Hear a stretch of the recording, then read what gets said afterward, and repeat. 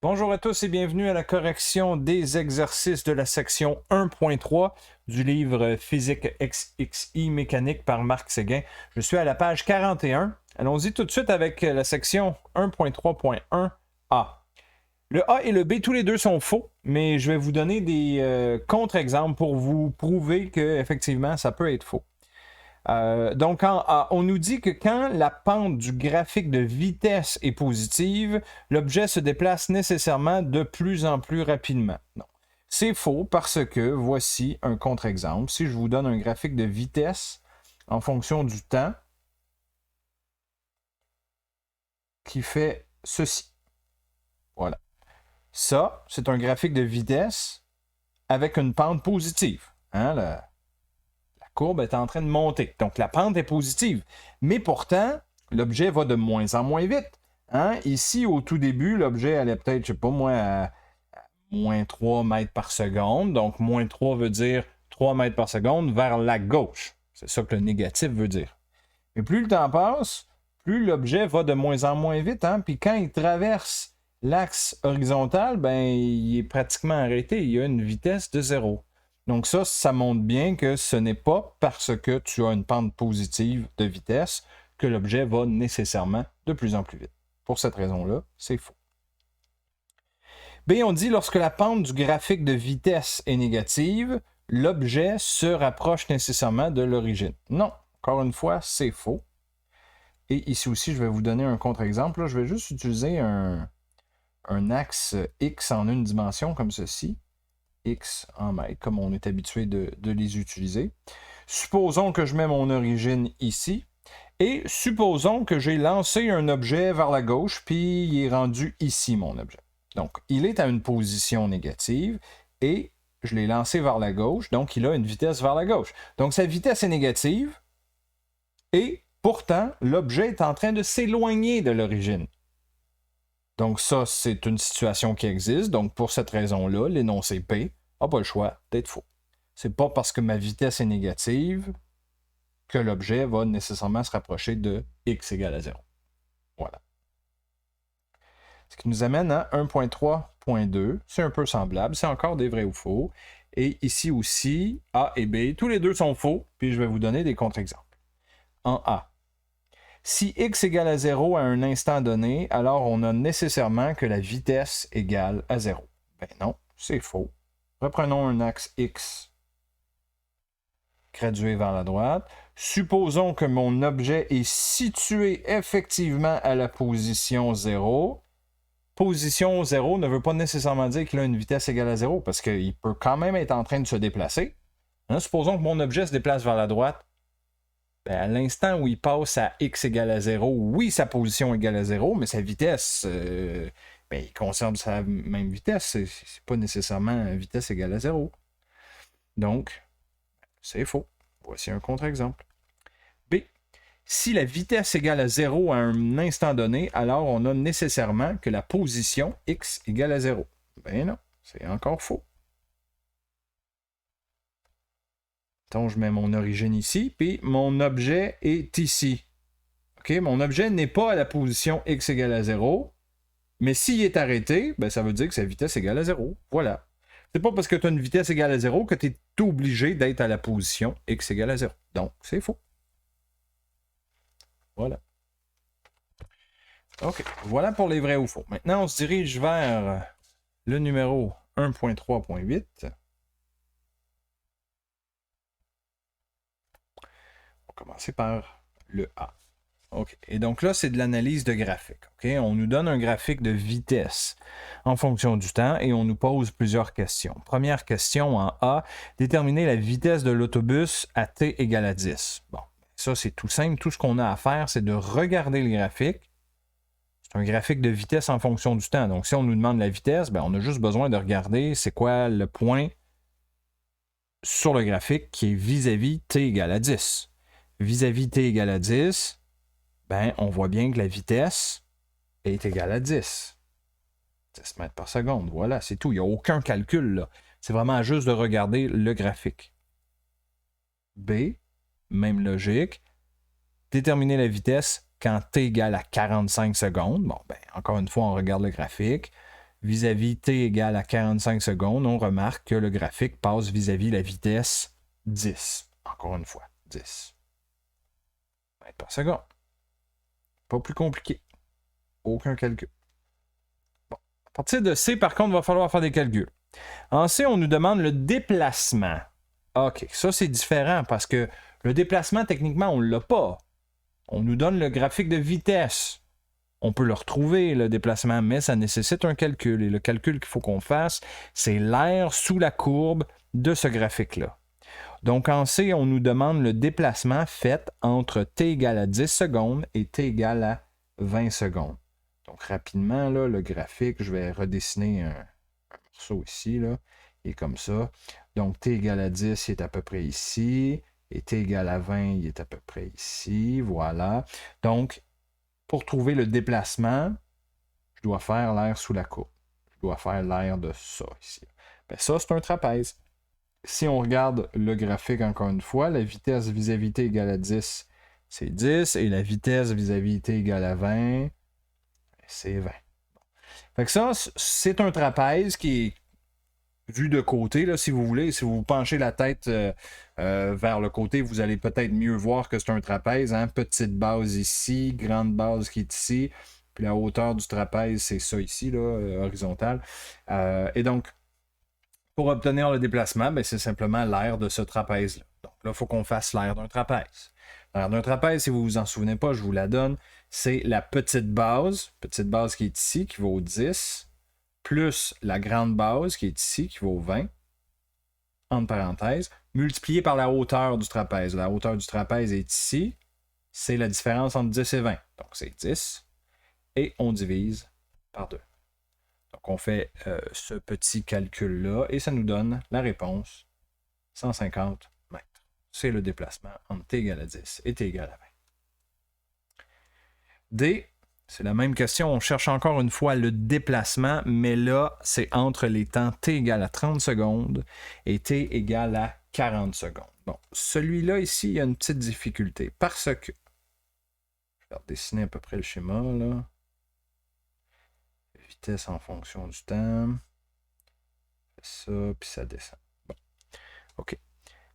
Entre t égale à 30, on est à peu près ici. Évidemment, mon schéma n'est pas à l'échelle, là, mais c'est pas grave, vous l'avez devant vous si vous avez le livre. Là. Donc ça, c'est t égale à 30, t égale à 40. Bon. La difficulté, c'est que les points n'arrivent pas tout à fait juste sur le quadrillé. OK? Vis-à-vis t égale à 30, la vitesse ici, elle arrive juste. Là. C'est 20 mètres par seconde. Mais vis-à-vis t égale à 40, la vitesse n'arrive pas juste. Donc, la première chose à faire, c'est de trouver c'est quoi cette vitesse-là. Là. Mon petit point d'interrogation qui est là, là. Si vous regardez le schéma, ça n'arrive pas tout à fait juste. OK? Et donc, pour faire ça, il faut tout d'abord qu'on trouve le taux de variation de ce bout de droite-là. Là. Quand je dis bout de droite, là, celui qui est en rouge. Là. OK? Donc, ce taux de variation-là. Là. OK, donc comment on fait un taux de variation? C'est de la révision, là. Taux de variation. Vous devez faire la soustraction de leurs données. Donc, on va faire, par exemple, vitesse du point 2 moins vitesse au point 1 divisé par la variation des abscisses. Donc, on va faire, par exemple, temps du point 2 moins temps du point 1. Donc, ce qu'on fait pour faire ça, ben, c'est qu'on choisit 2 points sur ma droite rouge qui arrivent juste. OK? Pour faire ça, je vais prendre comme point 1 le point vis-à-vis t égale à 30 qui arrive juste, et le point à la toute fin de la droite là, qui est ici, qui touche mon axe horizontal. Ça va être mon point 2. Et là, je vais calculer mon taux de variation avec ça. OK? Donc, ma vitesse V2, c'est la vitesse de mon point 2, qui est vis-à-vis 0, moins la vitesse au point 1, qui est 20, divisé par la variation de temps entre le point 2 et le point 1. Le point 2, bon, je ne l'ai pas inscrit, là, mais si vous regardez votre schéma, là, c'est vis-à-vis t égale à 60, et t1, c'est 30. Si on fait le calcul de ça, de notre taux de variation, ça va donner moins 20 sur 30, donc c'est moins 2 tiers. Ça veut dire qu'à chaque fois que le temps augmente de 1, la vitesse va diminuer de moins 2 tiers. OK? Bon. Et donc, ça, ce que ça fait, c'est que je peux utiliser cette information-là. Je vais utiliser ce taux de variation-là pour trouver la vitesse à t égale à 40. Tout simplement. OK? T égale à 40, c'est le point qui est ici. Là. OK? Donc, je vous rappelle qu'on cherche là, cette vitesse-là. Donc, pour faire ça, eh bien, je vais partir de mon point 1. OK? La vitesse de mon point 1, c'est 20. Et je vais enlever 2 tiers à chaque fois que je me déplace de 1. OK? Je veux me rendre à t égale à 40. Donc, on voit qu'il s'est écoulé 10 secondes. Donc, la vitesse, on va l'appeler le point, disons que je l'appelle le point 3, là, juste pour la différencier des autres. Là. Donc, la vitesse au point 3, je répète, on part de la vitesse que j'ai au point 1 et j'enlève 2 tiers pour chaque temps que je me suis déplacé de 1 seconde. Entre 1 et 3, je me suis déplacé de 10 secondes, hein, parce qu'on part de 30 secondes, on s'en va vers 40 secondes. Donc, il s'est écoulé 10 secondes. Fait qu'on va multiplier par 10. Quand on fait ça, V1, là, je connais ce que ça vaut. V1, c'est 20. 20 moins 20 tiers. On fait le calcul de ce truc-là. Et ça donne 13,33. C'est ma vitesse au point 3. Voilà, tout ça pour ça. Maintenant, je sais que mon point d'interrogation que j'avais mis ici sur mon graphique, là, je vais enlever ça. Je sais que c'est 13,33. OK. Là, je vous rappelle que ce qu'on cherchait, c'était le déplacement entre t égale à 30 et t égale à 40. Donc, pour trouver le déplacement, quand on a un graphique de la vitesse, il faut faire l'air sous la courbe de ce truc-là ici. Là, la difficulté, c'est qu'il fallait qu'on trouve tout d'abord les deux vitesses. Là. Ça a été un gros détour, mais bon, on a fini par le trouver. Donc là, rendu là, mon déplacement delta x, c'est simplement l'air sous la courbe de ce truc-là. C'est encore une fois un trapèze avec une petite base qui vaut 13,33, une grande base qui vaut 20 et une petite base qui vaut 10. OK, donc l'aire d'un trapèze, petite base, 13,33, plus grande base qui vaut 20, fois la hauteur qui vaut 10, divisé par 2. Ça me donne le déplacement entre 30 et 40 secondes, c'est-à-dire 167 mètres. Voilà.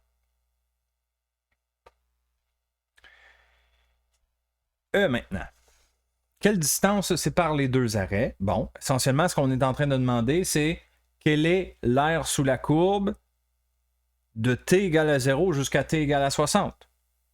Hein? Pourquoi? C'est parce que au tout début, à t égale à 0, on n'a pas de vitesse. Donc l'autobus est arrêté. L'autobus se déplace, il fait ce trajet-là et hop, après 60 secondes, il s'arrête à nouveau parce qu'il revient à la vitesse égale à 0. Donc si je cherche la distance entre le point 0 et le point t égale à 60 secondes, ce qu'on me demande dans le fond, c'est l'air sous la courbe de tout ça, là. OK? Et ça, quand on la regarde comme ça, c'est encore une fois un trapèze. Trapèze qui a une grande base égale à 60, une petite base égale à 10, parce que c'est, dans le fond, la petite base, c'est la distance entre t égale à 20 et t égale à 30, tout simplement. Puis la hauteur du trapèze, c'est la hauteur qui est ici, là, qui est, dans le fond, on peut l'observer juste avec le graphique dans le livre, c'est une hauteur de 20. OK? Donc, encore une fois, là, déplacement ou distance entre les deux arrêts, là, delta x, c'est l'air sous la courbe, mais là, de tout le tracé. Donc, petite base 10 plus grande base 60, multiplié par la hauteur, 20, divisé par 2, parce que c'est un trapèze. On fait le calcul et ça nous donne la distance totale, 700 mètres. Voilà. On continue ça avec le 1.3. 1.3.9. Okay. 1.3.9, ils reprennent l'exercice qu'on vient de terminer, 1.3.8, mais il nous demande des choses nouvelles. Il nous demande tout d'abord de construire le graphique de la position en fonction du temps, sachant que la position initiale, là, x à t égale à 0, c'est x égale à 0 aussi. OK, très bien. Donc, pour trouver les positions, quand on a un graphique de vitesse en fonction du temps, on l'a fait dans le cours, là, dans la section 1.3, section correspondante. Donc, première chose à faire, c'est qu'il faut qu'on fasse l'air sous la courbe, mais de façon structurée un peu. Okay? Donc, je reprends exactement le même graphique, là. Voilà. Et je vais décomposer ce graphique de vitesse-là en 3 sections. Okay? Je décompose ça en sections où est-ce que la vitesse change de comportement. Donc, ma première section, elle est ici, c'est la section de t égale à 0 jusqu'à t égale à 20. Ça, c'est une première section parce que pendant cette section-là, c'est une vitesse qui est positive et qui devient toujours de plus en plus grande. Première section. Deuxième section, ma vitesse devient constante pendant 10 secondes. Donc, entre 20 secondes et 30 secondes. Là, évidemment, je répète, là, mon graphique n'est pas à l'échelle. Bon, c'est pas grave, je pense que vous comprenez quand même. Dans cette deuxième section-là, ma vitesse est constante. Et finalement, ce qui reste, c'est la troisième section, où est-ce que dans cette section-là, la vitesse va diminuer jusqu'à ce qu'elle atteigne la valeur de 0 lorsque t égale à 60. Et ce qu'on fait, c'est qu'on utilise l'air sous la courbe, parce qu'on sait que l'air représente le déplacement. Et à partir du déplacement, nous serons capables de retrouver les positions au début et à la fin de chaque section. Okay. Donc, pour faire ça, on y va section par section. Donc, je commence par section 1. L'air de la section 1, c'est égal au déplacement pendant la section 1. Donc, si je regarde ma section 1, c'est un triangle.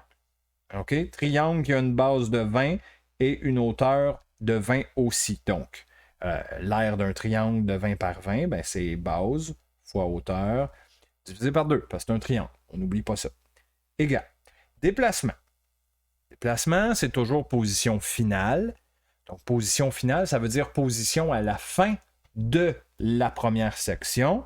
Donc, je vais écrire un petit 20 à côté, parce qu'à la fin de la première section, on est rendu à t égale à 20. OK? Moins position initiale de la section 1.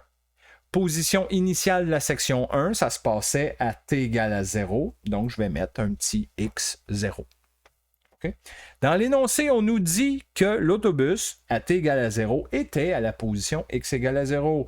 Fait que, tant mieux, ça va nous donner une information importante. Donc, si je fais le calcul de 20 fois 20 divisé par 2, là, ça donne 200. Je cherche la position lorsque t égale à 20 et ma position à x égale à 0, ben, c'est donné dans l'énoncé, ça vaut 0. Donc, ça, ce que ça nous donne comme information, c'est que la position lorsque t égale à 20, ben, c'est égal à 200. C'est des mètres, là. Je n'ai pas besoin de mettre l'unité, mais c'est des mètres. Voilà. Première chose de fait. On va faire ensuite la deuxième section. Puis je fais la même chose. L'aire de la deuxième section représente le déplacement pendant la deuxième section. OK? Si je regarde ma deuxième section, là, c'est plus un triangle. C'est un rectangle. Mon rectangle a une base de 10 secondes que je multiplie par la hauteur du rectangle qui est 20. Si on regarde le graphique, là, donc c'est 10 fois 20, l'aire de ma section 2 ici. Ça, c'est égal à la position finale de la section 2. À la fin de la section 2, on est à t égale à 30. Donc, je vais mettre x, indice 30. Moins position initiale. Mais là, attention, on parle de la position initiale de la section 2. Donc, au début de la section 2, on est à t égale à 20. Donc, je mets un petit 20, comme ça. 10 fois 20, ça donne 200. La position lorsque t égale à 30, c'est mon inconnu, donc je le laisse comme ça. Et la position lorsque x égale à 20, ben, je l'ai trouvé juste avant, quand j'ai fait ma section 1. Donc, je le connais. C'est 200. Donc, ce qui me permet maintenant d'isoler x30, on voit que ça donne 400. C'est des mètres, là. Encore une fois, je ne mettrai pas l'unité, là, mais voilà. Fait que, c'est bon. En faisant ça, vous voyez qu'on est capable de trouver les positions au début et à la fin de chaque section. Et il me reste la section 3 à faire. Techniquement, on connaît déjà la réponse de la section 3, mais je vais la faire quand même comme si je ne le savais pas, puis je vous explique après. Là. Donc, l'aire sous la courbe de ma section 3, encore une fois, c'est le déplacement qui a lieu dans la section 3. C'est un triangle. Le triangle ici a une base de 30, une hauteur, encore une fois, de 20, et c'est un triangle, donc on divise par 2. Égale delta x, donc position finale de la section 3, c'est vis-à-vis t égale à 60, moins position initiale de la section 3, c'est vis-à-vis t égale à 30. Voilà. 30 fois 20 divise par 2, ça donne 300. Position à t égale à 60, c'est mon inconnu. Position lorsque x égale à 30, je l'ai trouvé dans ma section 2, ça valait 400. Et donc, je trouve position lorsque lorsque t égale à 60, pardon, ça me donne 700 mètres. Voilà. Donc, vous voyez bien que je connaissais déjà cette valeur-là parce qu'on l'avait trouvée à la fin du 1.3.8. Voyez-vous, j'avais fait l'air sous la courbe totale, donc ça m'avait directement donné la distance totale parcourue. Bon, c'est pas grave, on a confirmé que ça fonctionne, puis en même temps, ça nous permet de pratiquer ça. OK. Bon. OK. Tout ça pour maintenant tracer le graphique de position en fonction du temps. Hein? On se souvient qu'on est encore dans le hall. Puis ce qui nous demandait, c'est le graphique de position en fonction du temps. Oui. Fallait que je commence par faire ce que j'ai fait. Parce que sinon, j'aurais pas pu mettre des points dans mon graphique. Donc là, je vais pouvoir. Position en mètres en fonction du temps en secondes. Bon. Je veux tracer au moins 4 points. OK? Pourquoi 4 points? Ben, c'est parce que je vais tracer un point à chaque début et à chaque fin de phase. J'ai 3 phases, donc je vais avoir 4 points. Parce que ma phase 1 commence à t égale à 0, se finit à t égale à 20. Ma phase 2 commence à t égale à 20, s'arrête à t égale à 30.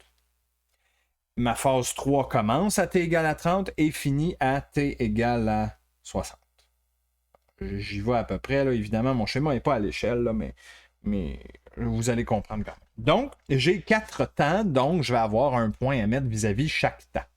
On me disait qu'à t égale à 0, ma position initiale, c'était 0. Bon, ça, c'est tout simple. On a un point à l'origine. Parfait.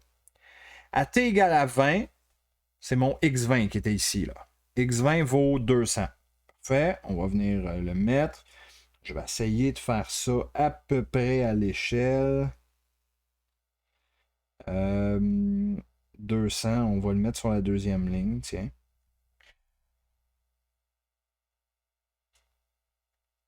À t égale à 30, on l'avait trouvé ici aussi, hein? Lorsque t égale à 30, la position x vaut 400. Donc, quatrième ligne. Et finalement, à t égale à 60, ma position, c'était 700. 1, 2, 3, 4, 5, c'est 7e ligne. À peu près, là. Bon, je dépasse un peu, là. Bon, voilà. Et là, il me reste à relier ces points-là. Puis là, il faut faire attention, on ne veut pas relier ça avec juste une droite, là, entre tout ça. Ça ne marchera pas. OK? Comment on fait pour savoir quel type de tracé il faut utiliser pour relier 2 points? Ben, ça dépend comment la vitesse évolue. Commençons par la section 1. La section 1, notre vitesse au début est égale à 0. Puis plus le temps passe, plus ma vitesse augmente. Donc ça veut dire que pour ma position, il va falloir qu'au début, le taux de variation de ma position soit égal à 0 et que plus le temps passe, le taux de variation de cette position-là augmente. Toujours en restant positif. Donc, ça va être un morceau de parabole qu'il va falloir qu'on dessine. OK? Parce que, regardez, je vais le dessiner ici à côté pour le moment. Là. Un taux de variation qui est égal à 0, c'est quelque chose de plat. Mais là, plus le temps passe, plus mon taux de variation va grandir et il va devenir... Voyez-vous? Ça, c'est un taux de variation qui est au début 0 et plus le temps passe, j'ai un plus en plus grand taux de variation. Donc, c'est quelque chose comme ça qu'il faut qu'on fasse. C'est un morceau de parabole, dans ce cas-ci, qui augmente, qui va de plus en plus vite. Et je relie donc le t égale à 0 à t égale à 20 avec ça. Là, j'y vais à main levée, évidemment. Là, c'est ce que ça vaut, mais pour un schéma plus clair, là, plus précis, vous pouvez regarder à la fin du livre. Là, la réponse est là, puis c'est fait à l'ordinateur, donc c'est beaucoup plus précis que ce que je fais ici. Là. Section 2, ma vitesse est constante. Quand la vitesse est constante, ça veut dire que le taux de variation de la position doit être constant. Un taux de variation constant, c'est une droite qui monte comme ça. Okay? Ma vitesse est positive, donc ça monte, et elle est constante, donc c'est une droite. Fait qu'on relie t égale à 20 à t égale à 30 avec un segment de droite, tout simplement. Il me reste ma troisième section. Troisième section, au début de la troisième section ici, là, j'ai une grande vitesse, puis plus le temps passe, plus ma vitesse diminue jusqu'à atteindre 0. Donc là, c'est le cas inverse de ma première section. C'est-à-dire qu'au début, il faut que j'aie un grand taux de variation, puis plus le temps passe, il faut que j'aie un taux de variation qui diminue jusqu'à devenir plat. Voyez-vous? Au début, j'ai un grand taux de variation, puis j'ai une grande vitesse, et plus le temps passe, plus mon taux de variation diminue jusqu'à ce que j'arrive complètement horizontal. À ce moment-là, j'ai plus de vitesse. Vitesse égale à 0. Donc, c'est quelque chose comme ça qu'il faut que je fasse entre t égale à 30 et t égale à 60. Ça devrait ressembler à quelque chose comme ça. À peu près. Voilà. Voilà, on a fini le A. Bon. Bonne nouvelle, c'est que le B est quand même beaucoup plus rapide, là. Au B, on demande quelle est la vitesse moyenne de l'autobus entre les deux arrêts. Parfait. Vitesse moyenne, on l'a vu, hein, c'est le déplacement divisé par l'intervalle de temps. Là, on dit la vitesse moyenne entre les deux arrêts. Donc, la vitesse moyenne entre les deux arrêts, ben, c'est entre t égale à 0 et t égale à 60. Donc, position finale, ça va être ce que j'appelais x60, là, la position lorsque t égale à 60, moins la position initiale, donc ce que j'appelle le x0, à t égale à 0. Divisé par l'intervalle de temps, donc ça, c'est temps final moins temps initial, puis je remplace mes valeurs. x60, ça valait 700, x0, ça vaut 0. Temps final, c'est 60 secondes. Temps initial, c'est 0. Donc, ma vitesse moyenne, ça va être le calcul de 700 divisé par 60. J'ai ma réponse ici. Ça donne 11,7 mètres par seconde. Et voilà. C'est tout. Ce qui nous amène donc à l'exercice 10. 1.3.10. On nous donne deux tracés, tracé A et tracé B, et on veut savoir à quel instant, s'il y en a un, à quel instant est-ce que les deux objets vont être rendus à la même position. Pour faire ça, il faut qu'on regarde les aires sous la courbe et qu'on se dise à quel instant T est-ce que les deux auront la même aire sous la courbe. Parce que quand on a la même aire sous la courbe, ça veut dire qu'on a le même déplacement. OK? Bon, là, l'affaire ici, c'est que c'est un peu difficile parce que on peut le faire par essai-erreur ou on pourrait le faire aussi avec les équations, mais je pense qu'essai-erreur va être un peu plus facile. C'est un essai-erreur un peu réfléchi qu'il va falloir qu'on fasse. OK? Regardez bien. Donc, mon tracé A, c'est une droite comme ça qui monte, et mon tracé B, c'est une droite horizontale.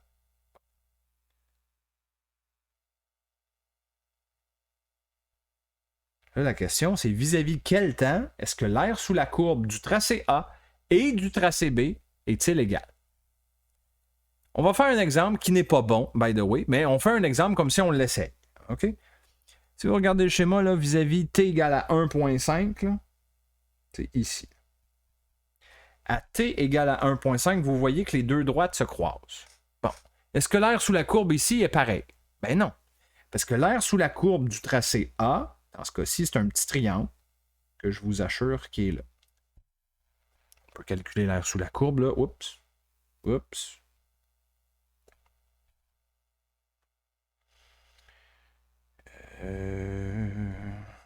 ici. OK.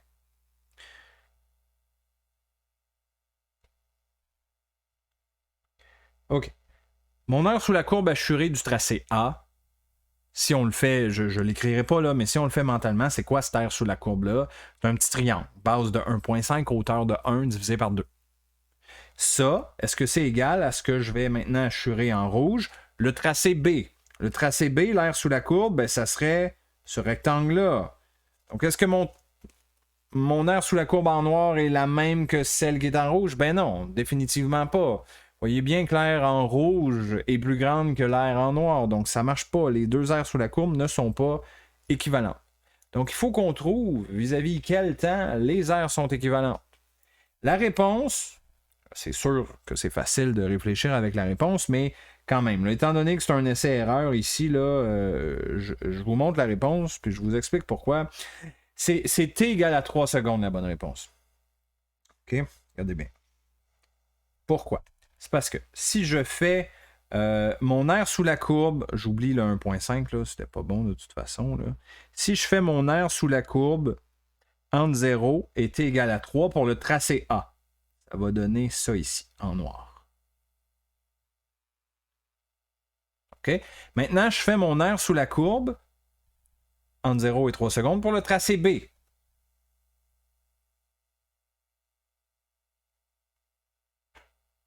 C'est ça ici. Ça donne que si vous calculez, les 2 heures sous la courbe ici est équivalent. Bon.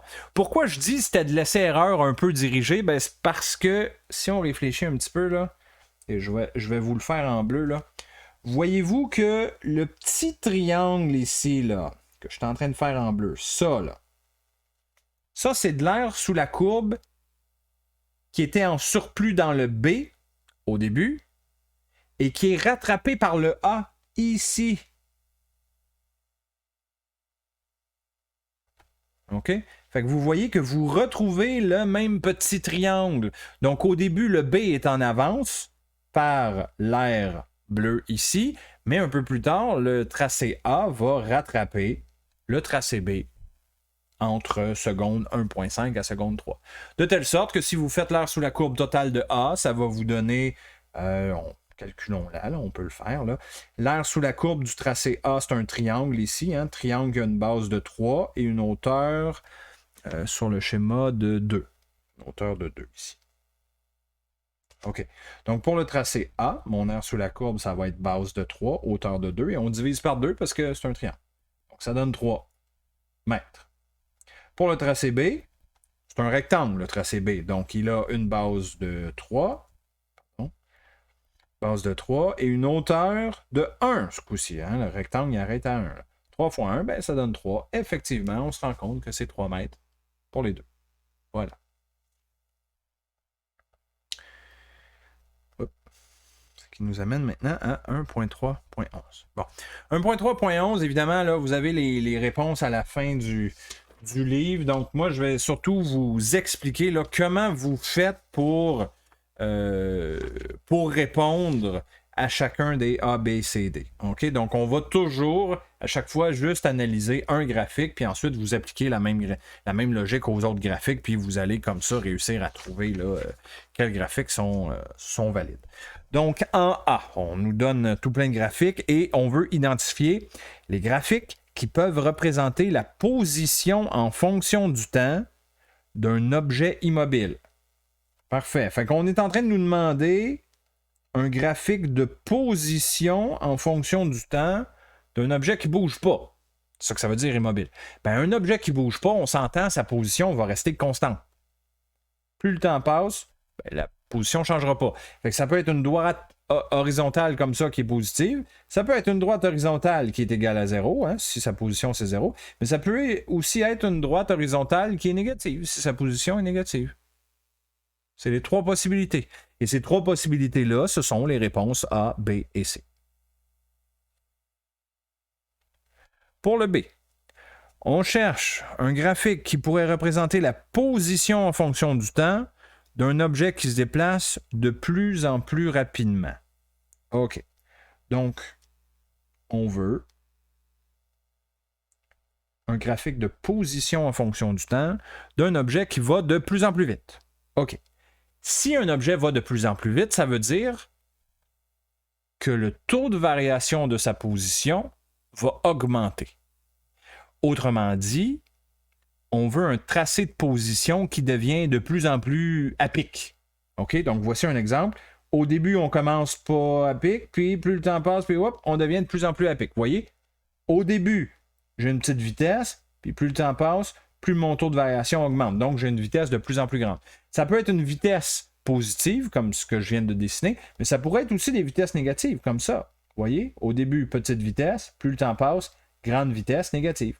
Donc, du moment que mon tracé devient de plus en plus à pic, ça veut dire que son taux de variation augmente. Ça veut dire qu'il se déplace de plus en plus rapidement. Et donc, si vous regardez les graphiques, ben, ça correspond au graphique D, G, H et K.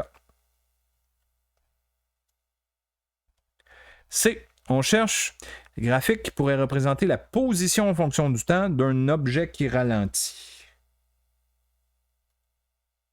Position en fonction du temps d'un objet qui ralentit, c'est exactement l'inverse du B. Le B, on voulait un objet qui avait de plus en plus un tracé à pic. Autrement dit que sa vitesse augmente. Ben, au C, on veut l'inverse. On veut un objet qui va de moins en moins vite. Donc, par exemple, un objet qui, au début, avait un tracé très à pic, puis plus le temps passe, plus son tracé devient horizontal. Hein? Au début, j'avais un grand taux de variation, et plus le temps passe, plus mon taux de variation devient égal à 0 parce que mon tracé de position est nul. A plus de pente. Ça peut être dans cette direction-là, mais ça peut aussi être dans l'autre direction, direction négative. C'est la même logique. Au début, j'ai une grande vitesse, puis plus le temps passe, plus mon taux de variation devient égal à 0. Donc, ça, c'est toutes les possibilités. Ça correspondait au graphique E, F, I et J. D maintenant. On veut un graphique de vitesse en fonction du temps. Vitesse en fonction du temps d'un objet immobile. Bon. Ben, un objet immobile, ça n'a pas de vitesse, par définition. Donc, un objet immobile, c'est un objet qui a une vitesse égale à 0 tout le temps. Il y a une seule possibilité, c'est celle que je viens de dessiner. C'est-à-dire le graphique A. C'est tout, il n'y en a pas d'autre. E. La vitesse en fonction du temps. Vitesse en fonction du temps d'un objet dont la vitesse est constante. OK. Donc la vitesse constante, ça voudrait dire une vitesse qui vaut toujours la même chose. Donc c'est une droite horizontale. Soit que c'est une vitesse positive constante, soit que c'est une vitesse égale à 0, mais constante, soit que c'est une vitesse négative, mais constante. Donc, 3 possibilités, 1, 2, 3. Ce sont donc les graphiques A, B et C. F. Graphique de vitesse en fonction du temps d'un objet qui se déplace de plus en plus rapidement. Vitesse en fonction du temps d'un objet qui va de plus en plus vite. Bon. Ça, c'est déjà un graphique de vitesse.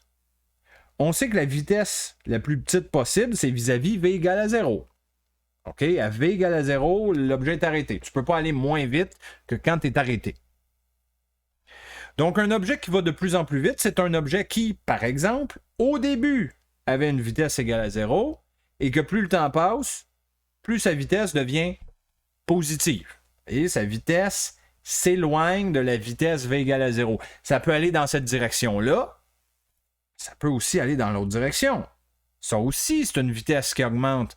Au début, j'ai une vitesse égale à 0. Plus le temps passe, ma vitesse va être négative ici, mais c'est pas grave. C'est quand même une vitesse qui devient de plus en plus grande parce qu'on s'éloigne de la valeur vitesse égale à 0.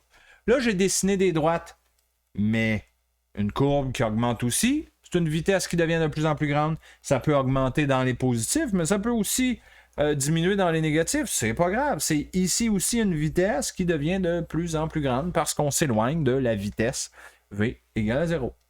Donc, si on applique toutes ces possibilités-là, ça nous donne les graphiques D, F, H, J, L et N. Et voilà, fin des exercices de la section 1.3.